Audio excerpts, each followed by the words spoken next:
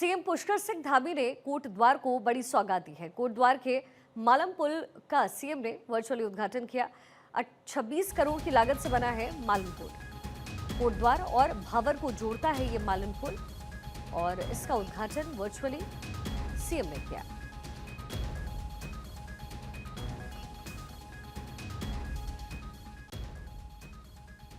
बताया गया कि मालन नदी पर निर्मित इस सेतु के निर्माण में राज्य में पहली बार ऐसी अभिनव तकनीक का प्रयोग किया गया है, जिसके माध्यम से न केवल इस पुल का निर्माण 1 वर्ष की अल्पावधि में सफलतापूर्वक पूर्ण किया गया है, बल्कि इस नवीनतम तकनीकी की सहायता से लगभग 13 करोड़ रुपए की धनराशि की बचत भी हुई है।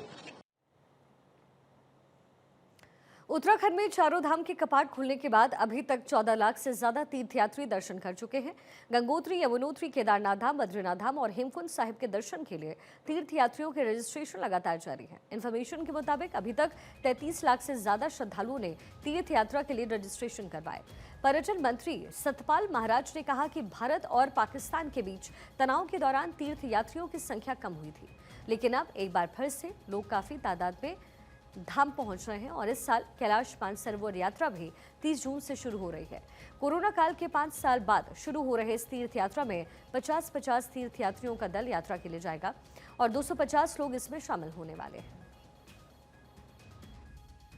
चारधाम यात्रा एवं हेमकुंड साहिब हेतु अभी तक 33,17,362 श्रद्धालु अपना पंजीकरण करा चुके हैं, जिसमें अभी तक यमुनोत्री धाम में 2,54,747, गंगोत्री धाम में 2,41,610, केदारनाथ धाम में 5,51,026, बद्रीनाथ धाम में 3,78,095। तो हमारे लिए ये काफ़ी बड़ी उपलब्धि है और मैं समझता हूँ कि सुगमता से दर्शन हो रहे हैं।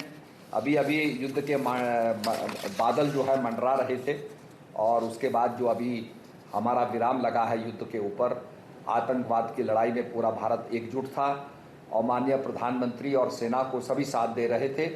तो उसके बाद अब फिर से हमारी यात्रा जो है फिर से तेजी से चल पड़ी है।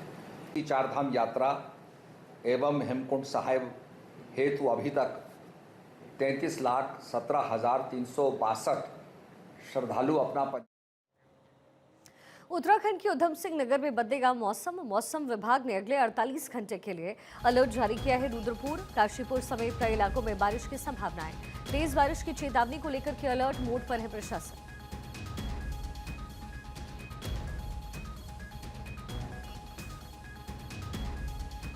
उत्तराखंड के उधम सिंह नगर में मौसम का मिजाज बदलेगा।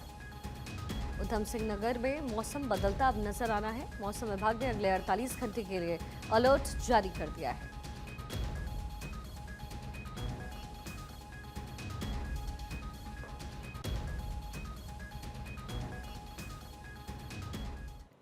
पूर्व राष्ट्रपति रामनाथ कोविंद 2 दिवसीय दौरे पर हरिद्वार पहुंचे हुए हैं। कनखल स्थित हरिहर आश्रम पहुंचकर आचार्य महामंडलेश्वर स्वामी अवधेशानंद गिरी से मुलाकात की। इस दौरान पूर्व राष्ट्रपति रामनाथ कोविंद का परिवार भी साथ रहा। इस दौरान पूर्व राष्ट्रपति ने सेना के शौर्य की तारीफ की। उन्होंने कहा कि ऑपरेशन सिंदूर के जरिए भारत ने दुनिया को आतंकवाद के खिलाफ बड़ा संदेश दिया है, जिसे सदियों तक याद रखा जाएगा। ये सभी भारतीयों के लिए गौरव की बात है। वहीं एक देश एक चुनाव पर पूर्व राष्ट्रपति ने कहा कि उनकी अध्यक्षता में बनी हुई कमेटी ने अपनी रिपोर्ट सौंप दी है।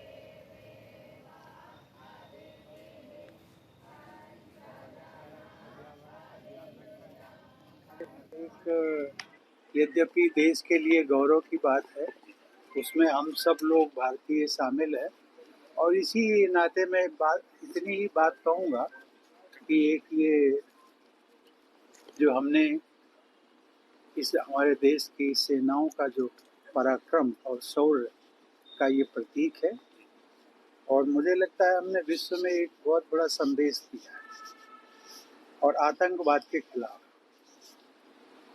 इसको लोग सदियों तक इसकी पहचान बनी रहेगी और इसके लिए मैं फिर कहूँगा हम सभी भारतीयों के लिए एक गौरव का विषय है। धन्यवाद। मंगलौर उपचुनाव में बीजेपी के प्रत्याशी रह चुके करतार सिंह भड़ाना की सक्रियता लोगों के दिलों में जगह बनाने का काम करने लगी है। वहीं करतार सिंह भड़ाना ने मंगलौर विधानसभा इलाके में हरचंदपुर, हरजौली जट, सिकंदरपुर, मवाल गांव में धन्यवाद कार्यक्रम में शिरकत किया। आपको बता दें, पिछले चुनाव में करतार सिंह को चुनाव में हार का सामना करना पड़ा, लेकिन फिर भी लोगों के बीच संवाद स्थापित वो कर रहे हैं।